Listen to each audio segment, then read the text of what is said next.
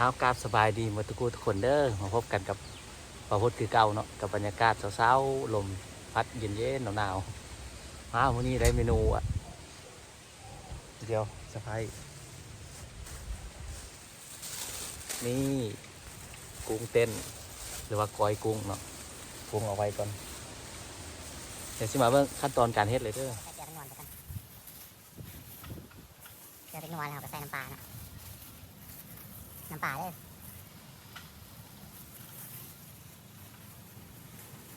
ให้กับใส่ปลาแดกใส่ปลาแดกแซ่บเลยใส่ลงไป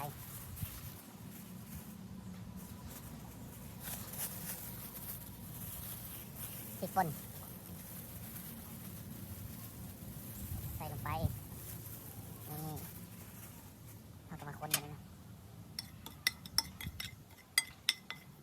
สูตรเราพูดเองเนาะนี่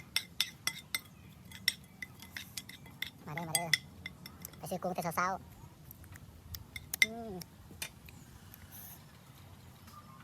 ใส่มะกอกกัน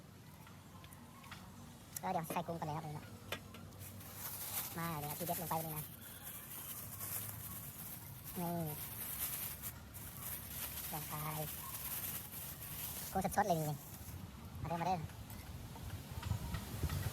เต้นลงแล้วเอาปลาโลแหงไว้กุ้งเขากับสดแหงเนาะ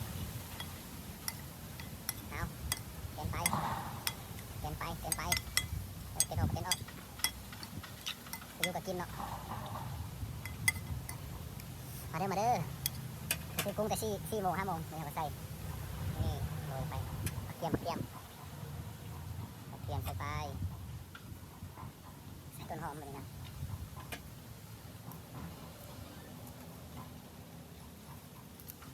ใส่ต้นหอมไปเลย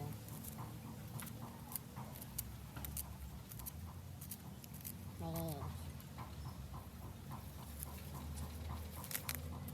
โอ้ยาวเลยนี่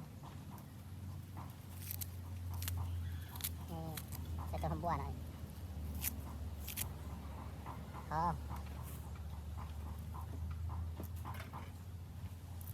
ใส่หอมป้อมมาดิมือเด็ดเลยมีดบถนัด มาเด้อนี่ใส่หอมแดงไปเลยนะ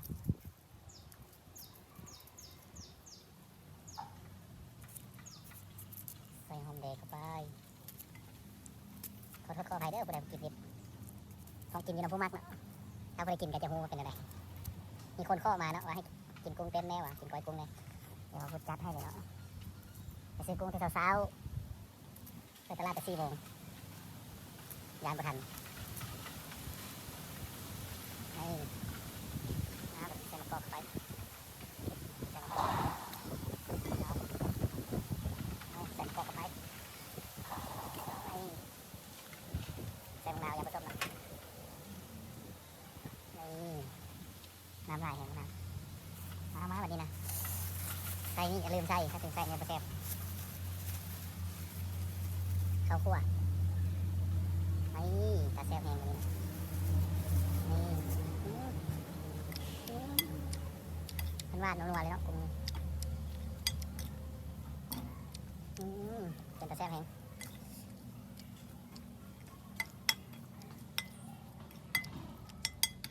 นี่เป็นตาแซ่บแห้งแบบนี้นะ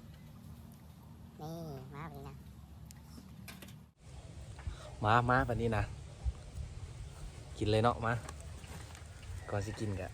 คือเก้าเนาะให้เจ้าที่เจ้าทางก่อนเจ้าที่เจ้าทางกินข้าวเหมือนกันเด้อกุ้งเต้นหรือว่ากอยกุ้งเนาะมาในเวลาเอาแล้ววันนี้นะนี่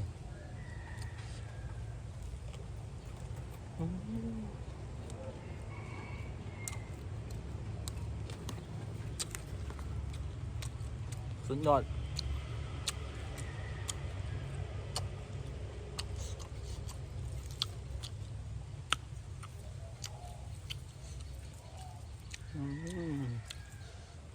สูตรบะพูดเองเด้อนี่นะ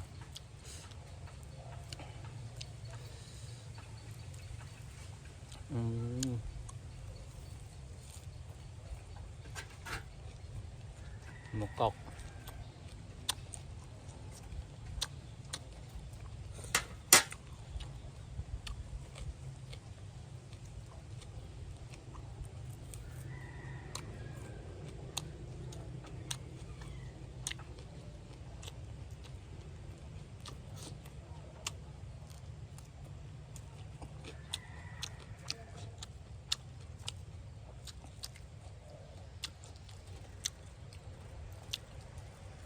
มีคนข้อมาเอาไว้ให้กินกุ้งเต้นให้เบิ้งได้ป่ะ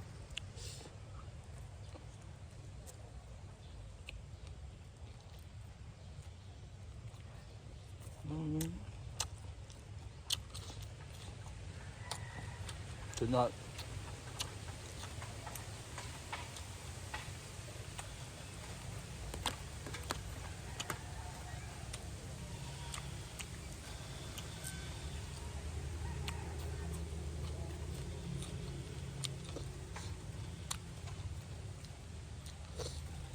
กุ้งสดเลย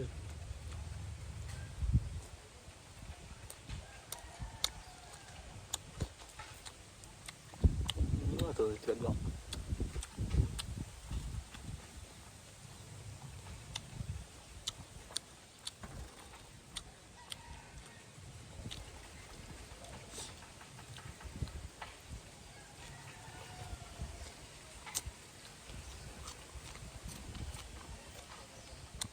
เฮ็ดเองแซ่บเอง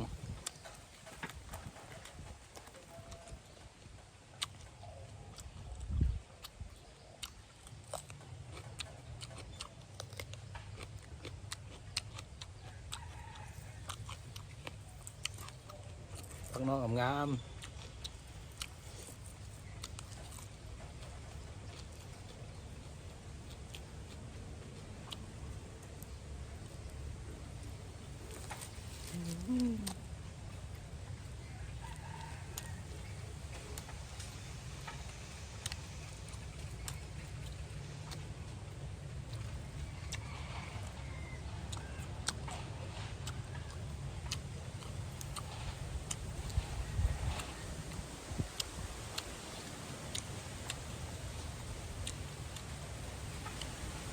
ลมพัดเย็นๆเลยอากาศหนาวเนาะอากาศเช้าๆกินข้าวลมแพง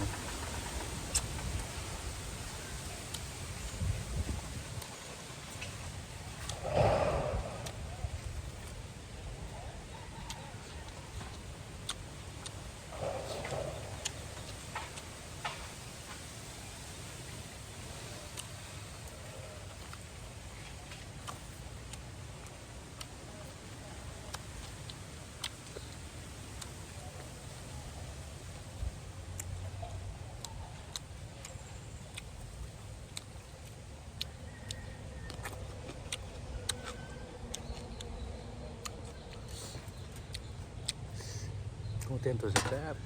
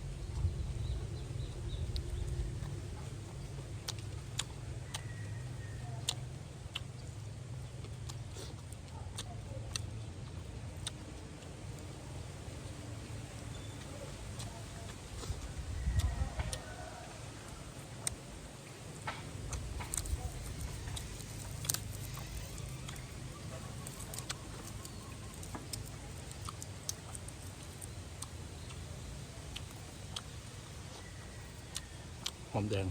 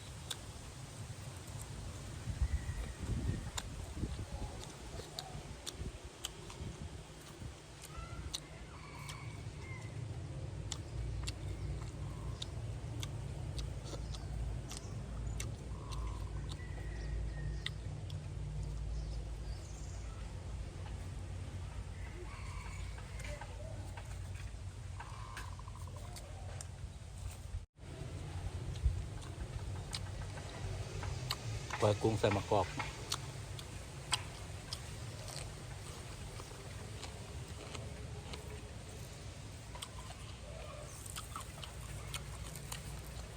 ผักนอก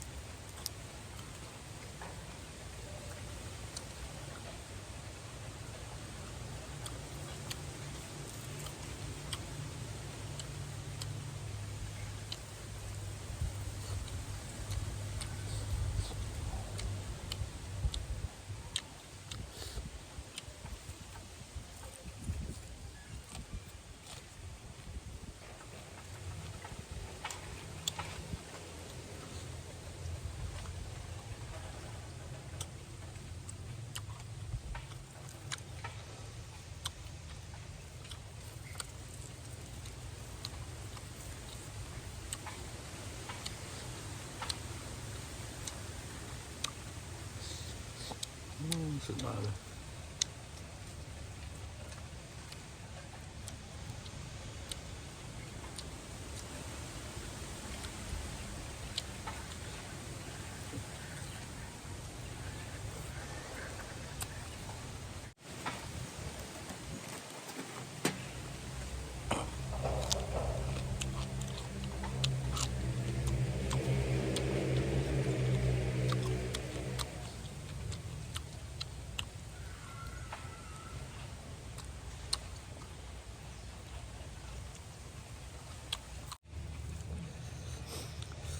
โอ้สุดยอดแหงเอาคลิปนี้บาพูดก็จะได้จบคลิปเพียงเท่านี้เนาะขอขอบใจเด้อทุกคนที่เข้ามารับชมถ้าผู้ใดประทานกดไลค์กดแชร์ก็อย่าลืมกดไลค์กดแชร์กดติดตามให้เด้อขอขอบใจ